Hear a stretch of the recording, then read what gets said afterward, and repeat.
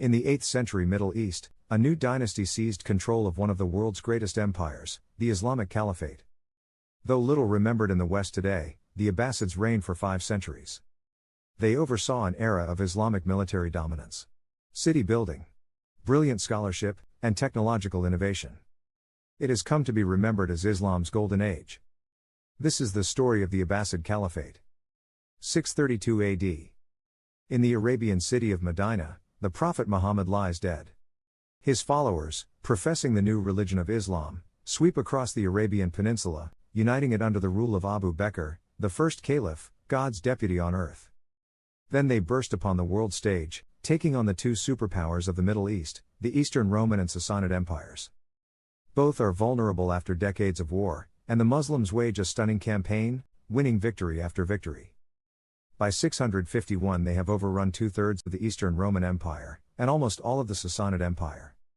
But in 656, the third caliph, Uthman, is assassinated, sparking the first Muslim civil war, or fitna. Ali, cousin and son-in-law of the Prophet Muhammad, has the support of the people. But he's opposed by the governor of Syria, Uthman's kinsman, Muawiyah. 5 years of bloodshed culminate in Ali's assassination at Kufa. Muawiyah emerges triumphant, and establishes a new Umayyad Caliphate. Further conquests help to forge one of the largest empires in history. But it is riven by more civil war. One challenge comes from Hussein, son of Ali, grandson of the Prophet Muhammad. He opposes the succession of Muawiyah's son, Yazid. But in 680 he and his followers are defeated and killed at the Battle of Karbala. Supporters of Ali and his descendants will later become the Shiites. They still commemorate Hussein's death each year, on the day of Ashura. The vast Umayyad Caliphate continues to expand. But it contains serious internal divisions. Much of what we know about the Umayyad Caliphate comes from later sources, often hostile.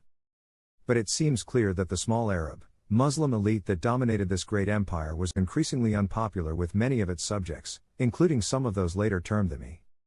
These were non-Muslims, including Christians, Jews, and Zoroastrians, who were treated as an underclass, and made to pay extra tax.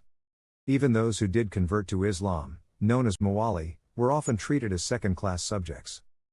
Decades of discontent were about to boil over. The symbol of Umayyad authority was their white banner. But in 747, a new symbol rises to challenge their rule, the black banners of the Abbasids. The Abbasids are an Arab family, descended from the Prophet Muhammad's uncle al-Abbas, from whom they take their name. They and their supporters believe this blood tie to the Prophet gives them legitimate claim to the title of caliph. Far more so than the Umayyads, whom the Abbasids later portray as decadent and despised. The Abbasids promise a return to true Islam, to correct teachings and moral leadership, and send missionaries and agents out across the caliphate to spread their message. In 747, with the caliphate once more racked by revolt and civil war, the Abbasids will seize their chance. In eastern Khorasan, a general named Abu Muslim, probably a Persian convert, launches a revolt, and takes the black banner of the Hashemites as his symbol. The Hashemites, descendants of Hashim, are the extended family of the Prophet, with the Abbasids prominent amongst them. This frontier region, today comprising northeastern Iran and parts of Turkmenistan and Afghanistan, is particularly ripe for rebellion. Here Arabs and non-Arab converts live side by side. They intermarry, and fight alongside each other to defend the frontier. For many, the Umayyads are distant and unpopular overlords. What's more, opposition has been stoked for decades by Hashemite agents and missionaries, who seek to topple the Umayyads, and replace them with one of their own. They have sowed the seeds of revolution. So when Abu Muslim begins his revolt, he quickly attracts followers, Arabs, Persians and Central Asians, many of whom are experienced warriors. And he proves a brilliant commander, winning a series of victories over Umayyad forces, and occupying Kufa, capital of Iraq, in 749. The Abbasids now assume leadership of this revolution, and the following year, their forces meet the army of the Umayyad Caliph, Marwan II, at the Zab River. Most of what we know about the battle that follows comes from Abbasid sources. Caliph Marwan appears to have been a brave but reckless commander, launching a head-on cavalry charge against the Abbasid line. Abbasid historians tell how their own troops, inspired by recent victories, stand fast. Their spear walls repel the cavalry, the attack ends in disaster. Umayyad morale is broken, their army, routed. Marwan himself flees the battle, but is pursued and killed in Egypt. Other Umayyads are likewise hunted down and exterminated. Even graves are desecrated. One surviving member of the dynasty, Abd al-Rahman, flees to Spain. Just a few years later, he establishes the Emirate of Córdoba, a second Umayyad dynasty, that would flourish in Iberia for centuries. Meanwhile, Abu al-Abbas al-Saffaḥ becomes the first Abbasid Caliph, though it will take the Abbasids more than a decade to consolidate their hold on power. Al-Saffaḥ moves the caliph's residence from Harran to Kufa, closer to the Abbasid power base in Persia. In 751, he sends an army to curb the westward expansion of the Chinese Tang dynasty. The campaign culminates in a bloody victory at the Battle of Talas but also marks the limit of the caliphate's eastward expansion. Many who'd helped overthrow the Umayyads had sought the end of hereditary rule, and a return to caliphs elected from within an elite group. They are to be disappointed. In 754, al-Saffaḥ is succeeded by his brother al-Mansur. The Abbasids will be the new ruling dynasty, and al-Mansur will prove one of its greatest caliphs. But his reign begins inauspiciously. With the execution of the brilliant and popular General Abu Muslim, now regarded as a potentially dangerous rival. Al-Mansur faces rebellion by the Alids, a powerful clan descended from the Prophet's son-in-law Ali. They resent the growing dynastic power of the Abbasids, and press their own claim to rule. Al-Mansur crushes the last major Alid revolt in 762, ushering in an era of stability, prosperity and peace. That year, he orders the construction of a new capital on the banks of the Tigris River. Officially, it is to be known as Madinat as-Salam, the City of Peace. It will prove his greatest legacy, a city that will become one of the glories of the medieval world. Baghdad. In the reign of al-Mansur's grandson, Harun al-Rashid, the caliphate flourishes as never before, with Baghdad at its heart. There are many legends told about Caliph Harun al-Rashid, the rightly guided. He is, after all, a central figure in 1001 Nights, the masterpiece of Arabic literature. The image of al-Rashid that reaches us from such sources is of a devout, wise and beneficent ruler, who prayed 100 times a day, and each morning, gave 1,000 dirhams to good causes. In legend, al-Rashid wandered the streets of Baghdad disguised as a beggar, to see how his subjects lived. He was a brilliant horseman and patron of the arts, and a keen chess player. His court was a place where religion and philosophy could be argued and debated openly. Even, on occasion, by a woman. In the caliphate, as in the rest of the medieval world, few women held high status in their own right. But as mothers, wives and concubines, they could exert huge influence. Al-Khayzurin, once a Yemeni slave girl, rose from concubine to caliph's wife, and wielded significant power during the reign of her husband Caliph al-Mahdi, and son Caliph al-Rashid. Famed for her intelligence and learning, she held discussions on policy and military strategy, received foreign ambassadors, and intervened on questions of justice. Much of her own enormous wealth, she spent on public works and charity.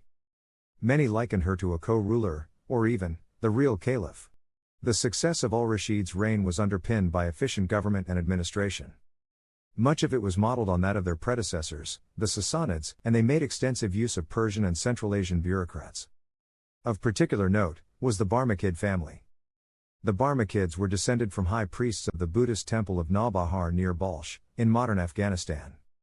As early Abbasid allies, they played an important role in government, helping to foster an age of Islamic statecraft, imbued with elements of Sasanian Persian culture. They served the Abbasids well for 3 generations. But the power games of court could be dangerous and unpredictable. In 803, al-Rashid decided the Barmakids had got a little too big for their boots. The family experienced a sudden and dramatic fall from favor, with many of its members imprisoned or executed. Their demise ended Barmakid control of the post of vizier, a position that had recently emerged at court, as the caliph's senior advisor and chief minister. It was a role of enormous significance. Some viziers would later wield so much power they overshadowed the caliph himself. The fame of al-Rashid's court spread far and wide. Charlemagne, king of the Franks, Holy Roman Emperor and the most powerful ruler in Europe, sent several embassies to Baghdad. In return, al-Rashid sent him dazzling gifts, including perfume, ivory chessboards, a marvelous water clock, and even an elephant named Abul Abbas, which lived for several years at Charlemagne's court in Aachen. Cultural life in the Caliphate, and Baghdad in particular, was remarkably cosmopolitan. The Abbasid court even celebrated Persian holidays such as Nowruz, Persian New Year.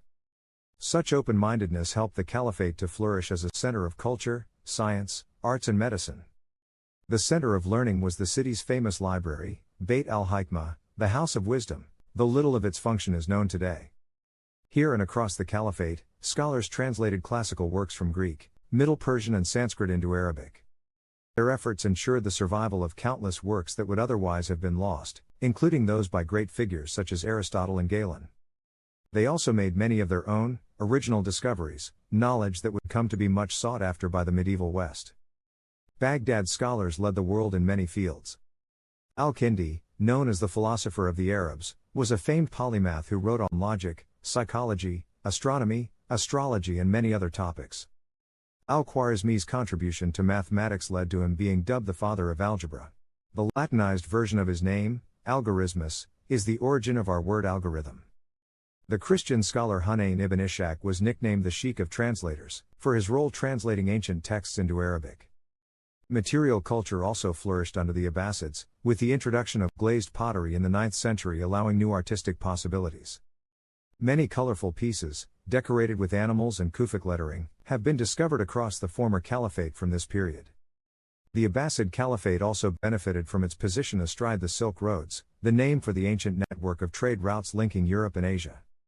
Valuable imports traveled along this route, such as silk, spices, ivory, gemstones and even thoroughbred horses. To encourage this trade, the Abbasids built new roads, as well as inns, hospices and wells, for the comfort of travelers. New ideas and technology also flowed along the Silk Roads. Chinese papermaking techniques first reached the Muslim world under the Umayyads. But it was under the Abbasids that paper production really took off. Much cheaper than parchment or papyri, abundant supplies of paper transformed the practice of administration and bookmaking, and helped medieval Islam to become one of the most bookish cultures in world history. In the 7th century, the first Arab conquests had pushed the frontier of Eastern Roman Empire back to the Taurus Mountains. Since then, the Caliphate and Empire had been in a state of almost perpetual war, with frequent raids by both sides across the Syrian frontier. Twice, the Arabs had even besieged Constantinople itself, but failed to take the great city. In 782, al-Rashid himself had led an Abbasid force as far as the shores of the Bosphorus. By 804, the Eastern Roman Empire was paying annual tribute to the Caliphate. When Emperor Nicephorus stopped the payments, an Abbasid army crossed the Taurus Mountains, and took his army by surprise at Crassos. The Romans suffered a heavy defeat. The emperor himself was lucky to escape with his life. The cycle of raid and counter-raid continued for years, with al-Rashid even moving the Abbasid capital to Raqqa, to be closer to the frontier. But this fixation on his rival to the west may have blinded the caliph to trouble in the east. In 809, news arrived of revolt in Khorasan. It was while traveling east to face down this rebellion that Caliph Harun al-Rashid became sick, and died. His 22-year reign would come to be seen as a golden age for the Abbasid Caliphate, a time of prosperity, stability, intellectual and cultural achievement. But al-Rashid's own efforts to ensure a peaceful succession were about to backfire disastrously, and plunge the caliphate back into civil war. In the second and final part of Islam's golden age, we chart the catastrophe of renewed civil war.